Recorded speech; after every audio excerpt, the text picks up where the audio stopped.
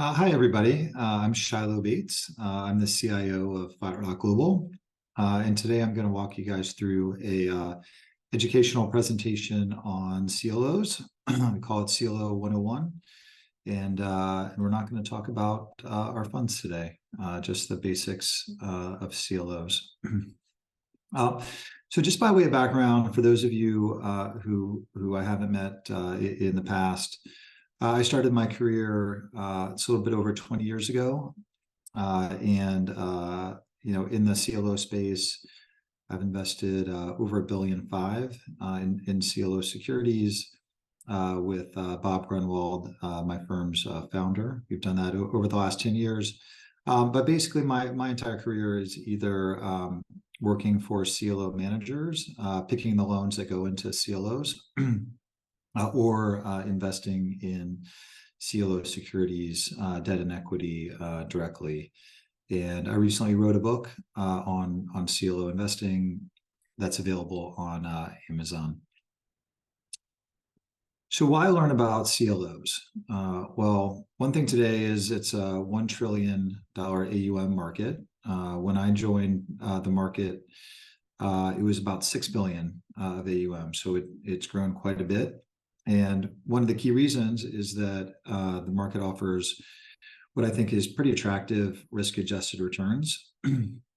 And people interested in CLOs can find investment opportunities from AAA-rated notes, which are going to be, the safest investments, to CLO equity, which has the potential for mid-teen returns or better, and takes more risk. In the CLO market, pretty much everything is floating rate. So it floats based in the past on LIBOR and now on 3-month SOFR. And the floating rate's been very beneficial, obviously, in the last 2 years. And I describe CLOs as just a little bit complicated, but in a fun way. That's how I think about it.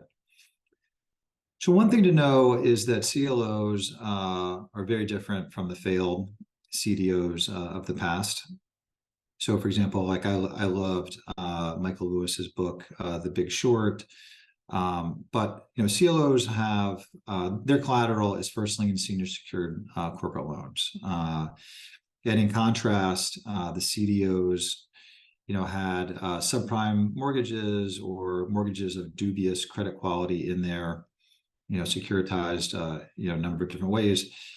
And the easiest kind of way to think about it is if you're securitizing quality assets, the outcomes over time, can be quite favorable. And if you're not securitizing good assets, there's really nothing that securitization can do to kind of improve the outcome.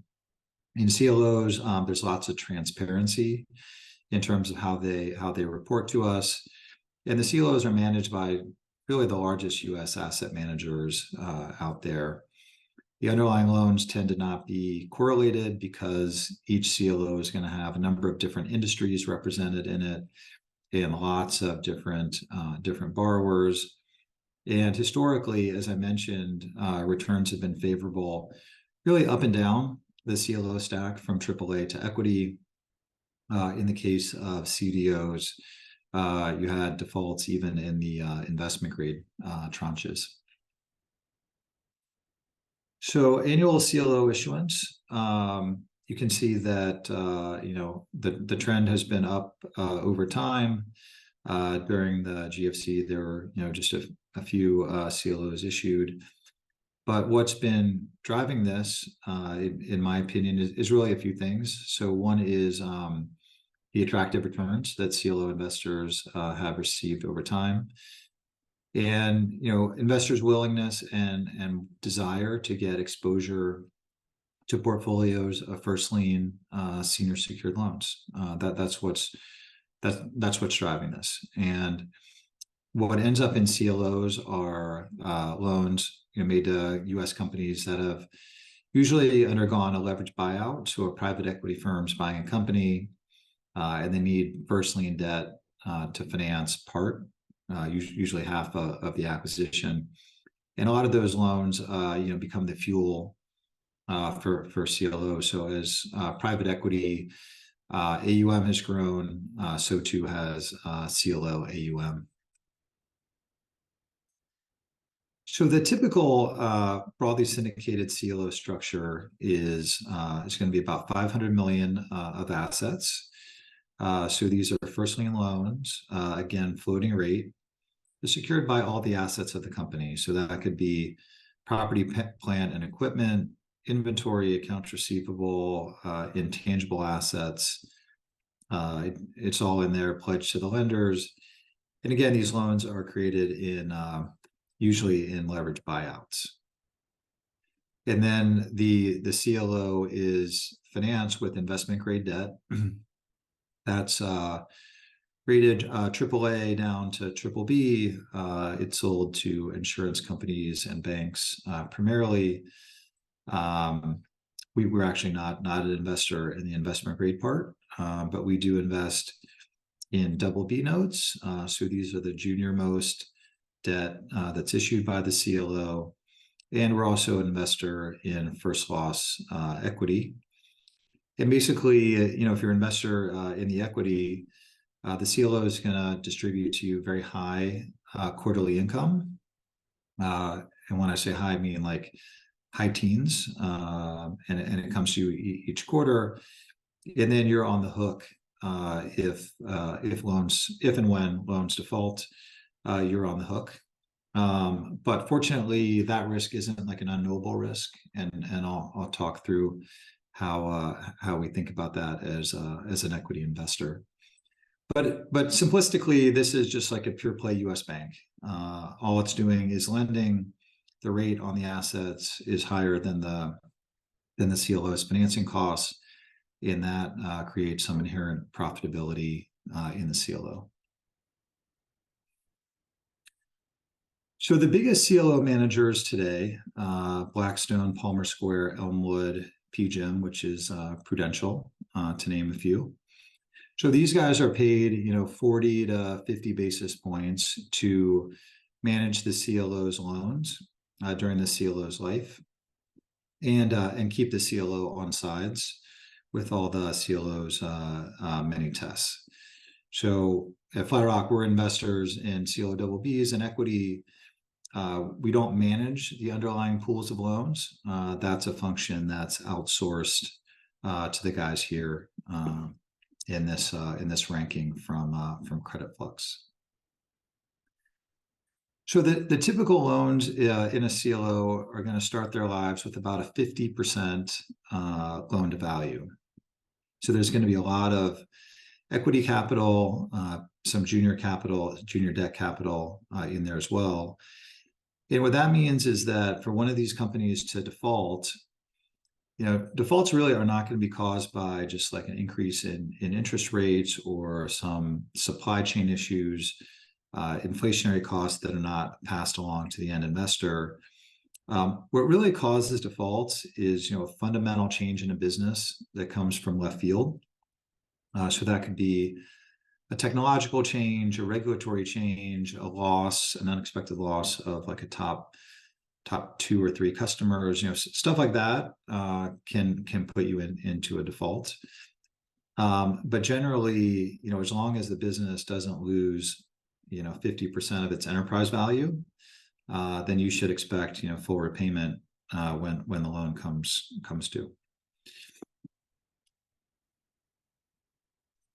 So if you look into a broadly syndicated CLO today, you're going to see some names that may be familiar to you. So Asurion is a provider of wireless handset insurance. So they do that for iPhones and some Samsung phones as well.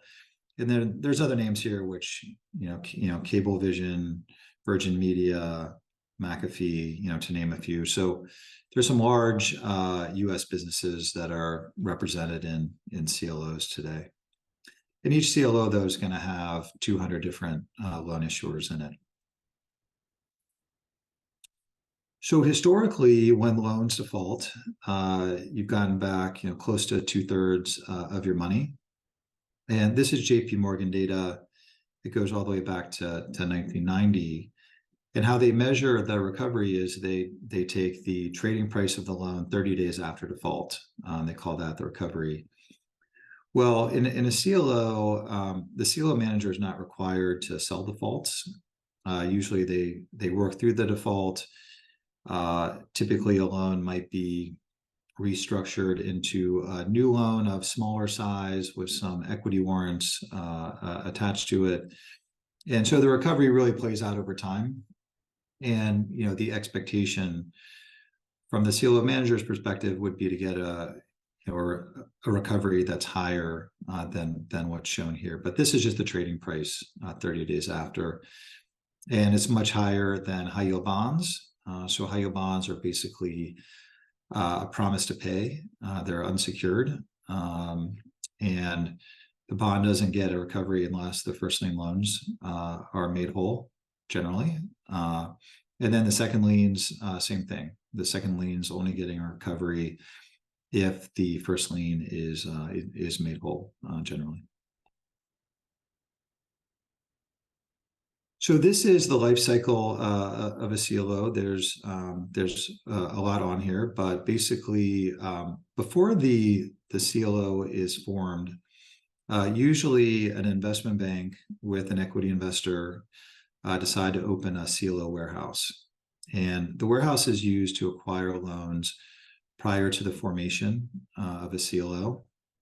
And that's true because when the CLO begins its life, the AAA down to the BB, all that debt starts accruing its interest. And so when the CLO starts its life, you want to have as many loans purchased as possible so that you don't have a negative cash drag. And so the warehouse period might be 4 to 6 months, where the CLO manager is slowly acquiring loans. Then there's what's called the CLO pricing date. That's the date at which financing is secured for the CLO, and investors have agreed on all the terms. Once the CLO closes, that's really kind of the CLO formation date. And then shortly thereafter, the CLO is going to start paying distributions to the debt and to the equity. For the first, call it 2 years of the CLO's life, there's a non-call period on the CLO's debt. And what that means is that during that time, the rate on the AAA, for example, it is what it is. It can't be changed for the benefit of the equity. But after 2 years, if it's possible to go into the market and get a better financing rate for the AAA or the BB or whatever it is, the equity investors are going to want to do that. And similarly, if it's in the interest of the equity to do a CLO life extension, which is also called a reset in the market, that just extends the CLO's life. It extends its reinvestment period. Those are things that can happen after the non-call period. And then the reinvestment period ends. This is generally 5 years after the CLO closes. And before the reinvestment period ends, every time the loan prepays at par, the CLO manager just goes into the market and buys a new loan with those proceeds. So the CLO is fully levered during its entire life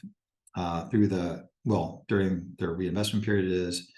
And then after the reinvestment period ends, when loans prepay at par, that cash flow is used to first repay the AAA, then the AA, and so slowly the CLO just naturally delevers.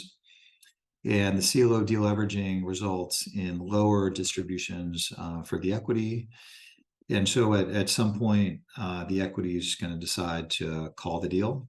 And that is basically selling all the loans, repaying all the debt that's left, and the remaining proceeds would be distributed to the equity. So all this could take, 8 years for the CLO, maybe another half year for the warehouse. If you do any CLO life extensions, that would add another 5 years to the CLO. So these are vehicles that are going to be around for quite some time. So if you're an investor in CLO double Bs versus CLO equity, there's some things that are very, very different in terms of the profile of these securities. And let me just kind of go back up here to the to show you the CLO diagram. So I'm going to compare how to think about the world from the perspective of the double B note here in orange, which is a debt security, and the green CLO equity, which just takes the remainder of the cash flows that the CLO receives after all the interest is paid on the CLO's debt and after some operating expenses of the CLO. So if you're an investor in CLO double Bs, the CLO equity is a buffer against losses. So you're not expecting to take any losses in the double B because equity has signed up to be that first loss risk.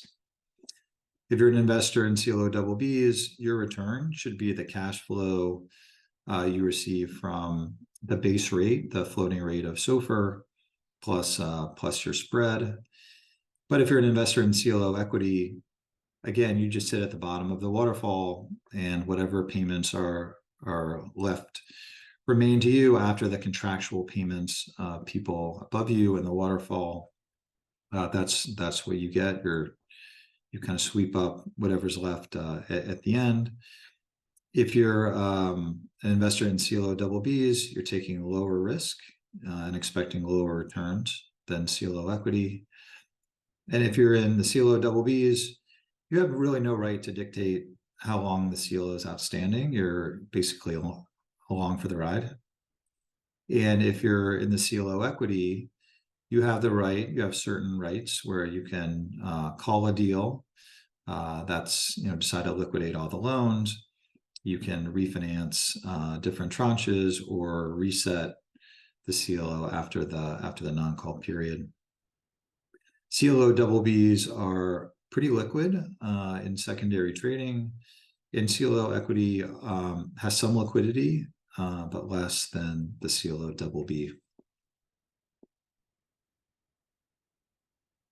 So some of the characteristics of CLO equity that I think are unique. One is that it's an actively managed exposure to a diversified portfolio of these first lien loans. And again, by actively managed, I mean that we're hiring a CLO manager who's going to be one of the best and biggest investors in credit in the country. CLO equity offers very high current income. So if you invest in the S&P 500, for example, most of the return you're expecting is just appreciation in shares. The dividend rate is quite low. Whereas for CLO equity, it's the opposite. Like the return that you're getting is actually coming from the quarterly distributions that you get. CLO equity has the potential for equity-like returns, so returns similar to the S&P 500, but with a low correlation to the S&P 500 and to high-yield bonds as well. In each CLO, there's a loan loss reserve. And basically what that means is that when we buy a CLO equity piece, we see there's 200 different loans in the CLO, for example. We know that no CLO manager is going to go 200 for 200. There's always going to be some cats and dogs that default. And so what we do is we look back over the last 30 years, and we see that there's roughly a 2% default rate in CLO portfolios. And historically, the recovery rate in CLOs is about 70%. And so we put that into all of our projection models. So when we buy a CLO equity piece, we never assume we're going to go get all the loans par back. That's not how the business works. But we have this loan loss reserve, and so when loans default, often like how we look at it is, okay, that's a budgeted default. And when I talk about the returns that I'm targeting, that's net of this loan loss reserve. So today, CLO equity investors are targeting high teen returns, and that's net. That's after 2% of the loans default and recover 70. And then I think, potentially one of the most intriguing and advantageous parts of investing in CLO equity is that in recessionary periods, what happens is you would expect that the default rate in your CLOs picks up. But at the same time, really in any market, loans are constantly prepaying at par. And those par proceeds are reinvested into new loans. And in a recession, the CLO manager should be able to buy new loans at a pretty interesting discount to par value. So if you look at the last almost 2 years, for example, our usual modeling assumption is that when a loan prepays at par, a new loan will be bought at 99 cents on the dollar. Well, for the last 2 years, the Morningstar Loan Index has had an average price of around 95. And so each time a loan repaid, presumably the collateral manager bought a new loan at a nice discount. And those discounted loans, have the potential to increase profitability of the CLO over time. And it's also a very valuable offset to any increased loan losses that you take in a recessionary period. Then finally, it's an inefficient market with a potential for alpha. So each CLO equity tranche is about 50 million. There's a couple of different holders of it. Our view is that if you've been around for a while and know what you're doing, there's a potential to really outperform your peers. So one way to think about CLO equity returns simplistically is just what's the chance that I have a negative IRR? And so we looked at deals from 2002 to 2020 and saw that less than 5% had negative IRRs, and the ones that were negative were basically mildly negative, negative 5%, negative 10, so stuff like that. And there's a few reasons for this. So one is that when the CLO begins its life, it starts making these very large equity distributions right out of the gate. And so in your first year, you might get 20% of your investment back. And in the second year, you're at 40. And so just over time, you're just kind of naturally de-risking yourself.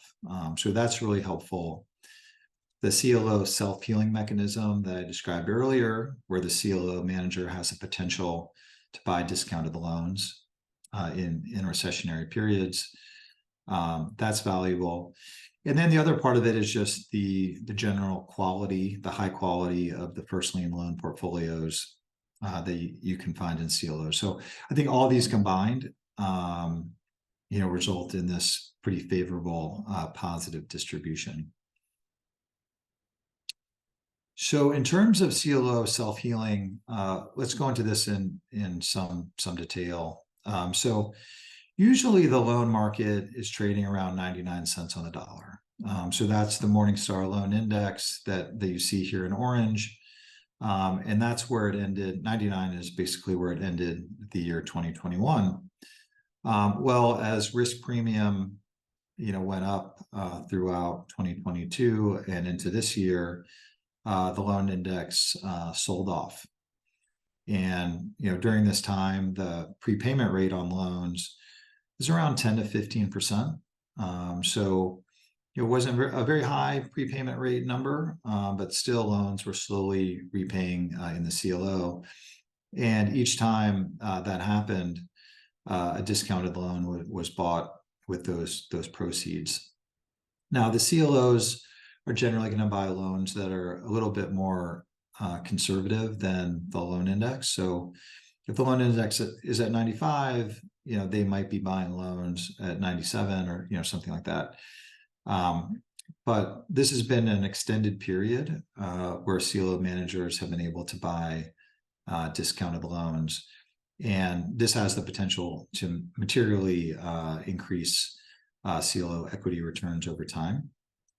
And it's also beneficial to the debt investors in the CLO as well, because if you're buying discounted loans that ultimately mature at par, that's going to be more collateral that backs the position of the AAA down to the BB. So one way to think about CLO equity returns is just to look at vintages. So this is the start date, of a CLO. And in this data set, we stopped it at 2017 because for 2018 and beyond, the CLOs are still outstanding. So there's not a realized return yet to show you, but we think those CLOs are doing well and are going to result in returns that are kind of comparable to previous vintages. But one of the things that really stands out here is the 2007 vintage CLO. So, and this is really surprising to a lot of people. So if you bought a CLO equity piece right before the financial crisis, you ended up with almost a 30% IRR. So why would that be? So imagine again, you bought this. You're like the CLO analyst who is buying a unique CLO piece in 2007. You were assuming a 2% default rate and a 70% recovery rate consistent with history. And in 2008, you would have found in 2009 that the default rate was much higher than you would have initially expected, right? So the default rate peaked at about 8%. And so that's obviously very negative for CLO equity. But at the same time, the index of loans traded down really into the 60s during the GFC. And that enabled CLOs to buy lots of loans at discounts over time. And the loan market remained dislocated for a period of 3 to 4 years.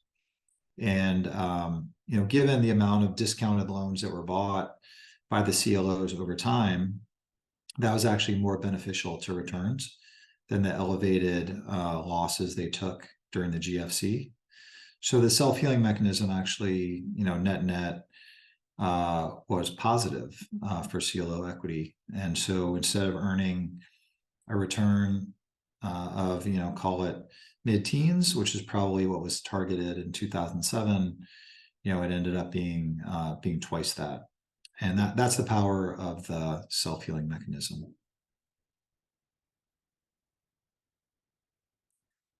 So here's a simple kind of income statement, if you will, for a CLO. So the loan interest rate today is certainly elevated because of how SOFR has moved with Fed hikes. But basically, a 9% rate is floating on the assets, but it's SOFR plus 3.5%. The cost of debt is also going to be floating rate 7.25% today. CLO manager fees on average about 40 basis points. And I mentioned that whenever we buy a CLO, we assume that 2% of the CLO's assets will default. Usually it's a 30% loss in a default. So that's the 60 basis points there. And so the levered return, so 75 basis points. So that's the return that you earn on each turn of leverage. You're making the 75 basis points. So that's the loan interest rate less the cost of debt, less management fees, and the loan loss reserve. And so with a CLO being levered 9 times, what you pick up is 6.75% in terms of the return. And then you also have an unlevered portion. So, the formula there is just the loan interest rate less CLO manager fees and loan loss reserve. There's no debt tied to one turn of the CLO's financing. And so when you add up the two items at the bottom, the total projected return in this this example is 14.75%.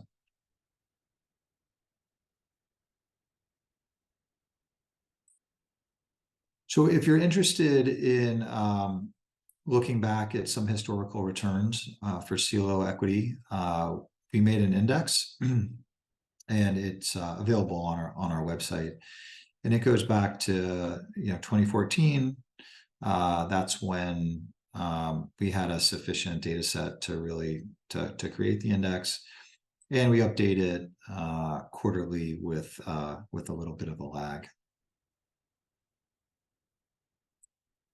So now moving back to CLO BBs. So again, the junior most debt tranche of the CLO.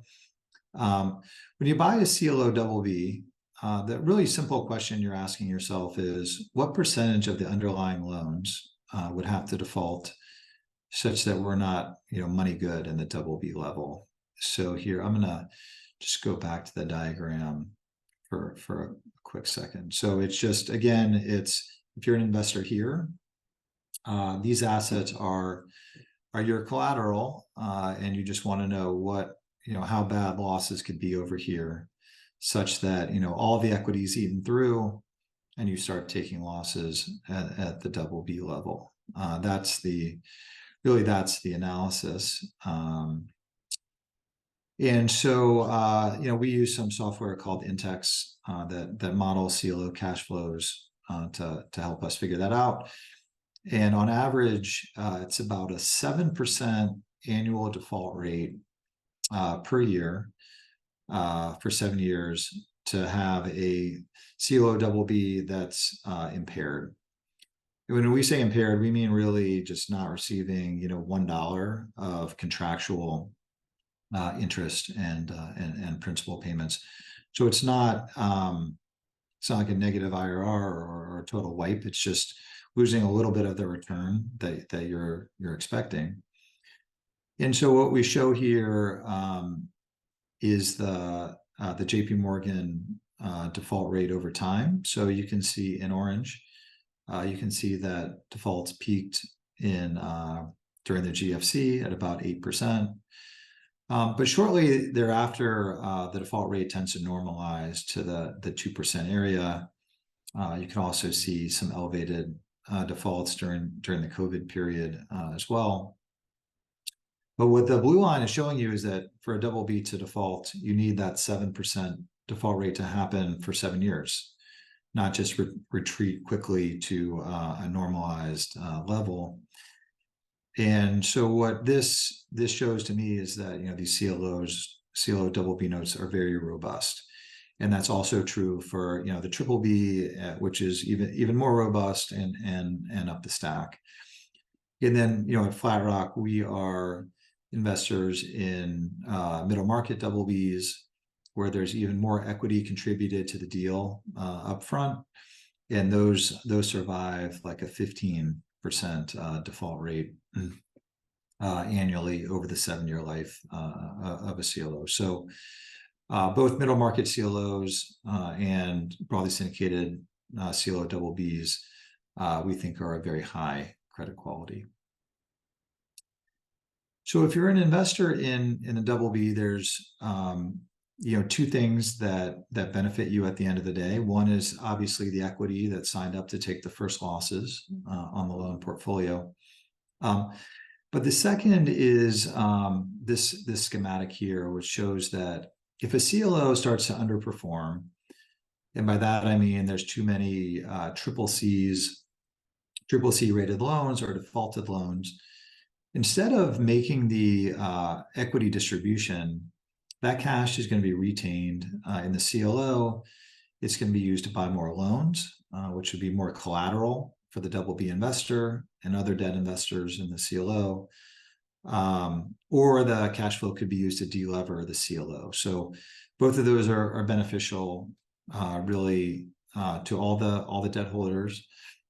And this is a very powerful tool because the equity distributions I mentioned earlier are in the kind of the high teens today. So there's a lot of cash flow that's available in a downside case.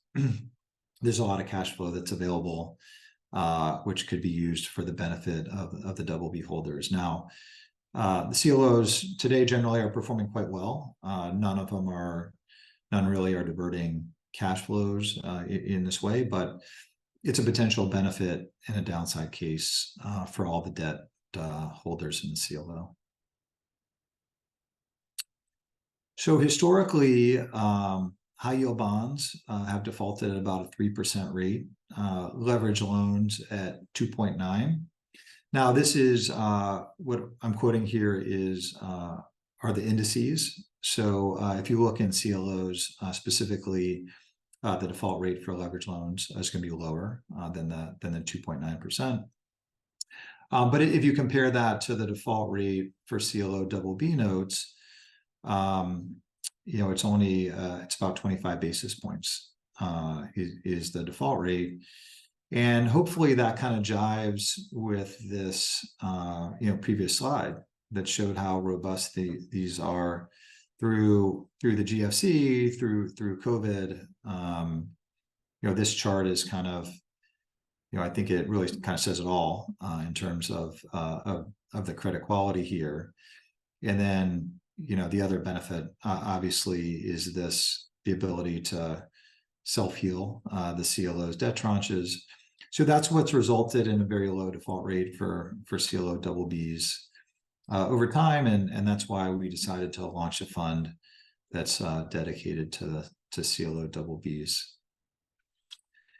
So some of the lessons that I've learned in my career investing in CLOs, one is that you really do need deep knowledge on the asset class, and you need to have connection with all the investment banks that underwrite these CLOs and that trade CLOs in the secondary market. And one reason for that, it goes back to the size of the CLO tranche. So if an investment bank is working on selling a $50 million equity tranche or a 30 million BB, for example, they can't really go out to the entire world. And the reason is that if a number of people decide they want to do it, then they're going to have a problem and there's only 50 million for sale. So they're going to have a lot of unhappy customers at the end of the day. So especially in equity, the investment banks tend to go to their top clients first for the most interesting transactions. And then if those clients, pass on the opportunity, then they're calling down a list. And if you're kind of like a tourist to the asset class, if you're new to the asset class, you're probably not going to be high on anybody's list, and you're probably going to miss some of the best transactions out there. We also think it's very important to have a broad mandate in CLOs. And so that means specifically that, our targeted investments are, middle market CLO equity, broadly syndicated CLO equity, broadly syndicated BBs, middle market BBs. We invest in CLO warehouses, which again are the vehicles that are used to acquire loans prior to the CLO's formation. We do the equity in those. We invest in the primary market where CLOs are created. We invest in the secondary market where CLOs that already exist are traded. And over time, we see different opportunities across all those spaces. And we think it's a best practice to be nimble and be able to kind of move around and capture that value over time. At Flat Rock, for example, we're not a CLO manager, so there's no kind of in-house team that we're supporting with our funds. So there's 100 different CLO managers out there. We're not wedded to any of them. We have some quantitative and qualitative metrics we use to distill the top 100 managers to the top quartile or so. But there's no kind of like in-house cooking that we're putting into the funds. And kind of like one of the things I've seen in the past is that when a CLO equity team is tied, to a CLO manager, when that CLO manager is forming new CLOs, a lot of times there'll be a few CLO securities that aren't sold. So maybe there's 5 million of a AAA that wasn't sold for whatever reason, or parts of a BB. And then the investment bank's like, hey, well, why don't you put that into one of your internal funds? There's obviously a conflict there, and we suggest that people try to find managers that avoid that conflict. We like CLO BBs. We like them surprisingly, even at times where if all the loans were liquidated today, the BB would not be covered. And that sounds a little bit scary, but if you remember how the BB self-healing works, is that when the CLO is underperforming, CLO equity distributions get turned off, and so you have, when the distributions are turned off, the NAV should be, or the fair market value of the loans should be increasing over time. So that can move you back on sides. And at the end of the day, a lot of times, like, loans trade off. The traded loan market often moves with high yield, but at the end of the day, loans either prepay you at par or they default. Those are really the only options. And even when loans have kind of sold off some, usually the end result, given they start their lives at a 50% loan to value, is that you just get your money back at the end. So the loan might be trading in the mid 90s today. That's actually where the loan index is. But we'd feel really good about getting, a par recovery in most cases. And then we really like middle market CLOs at Flat Rock. So we have one fund that's primary mandate is middle market loans owned directly on our balance sheet. Middle market loans are unique in that each of the CLOs is going to have a very different collateral pool than CLOs managed by other middle market managers. And there's some portfolio characteristics that we also think make middle market CLOs very appealing. So if you'd like to know more, I did write a book on CLO investing. It's available on Amazon, and we're happy to send you a copy if you'd like. But this is written in a way where it's written from the perspective of an investor.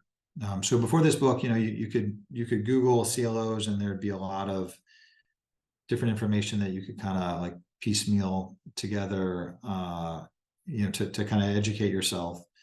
But what's different here is that, I'm, in a lot of parts of it, I'm describing really the framework that we use to buy equity and BBs. The same framework that is used to buy BBs is also applicable all the way up the stack to AAAs. It's the exact same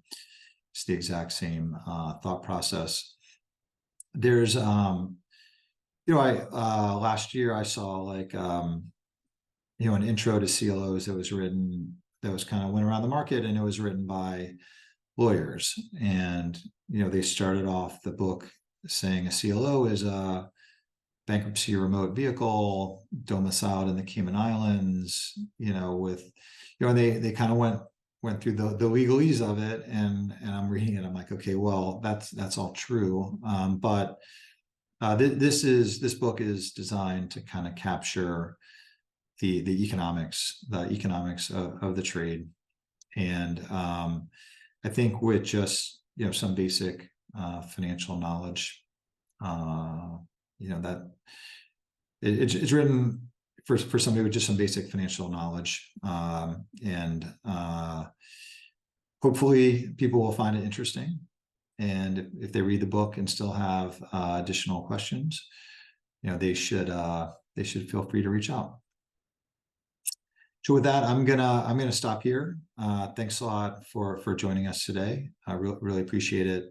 And again, we're always happy to answer your questions. So feel free to reach out to me or your salesperson. And hope you have a great afternoon. Thanks.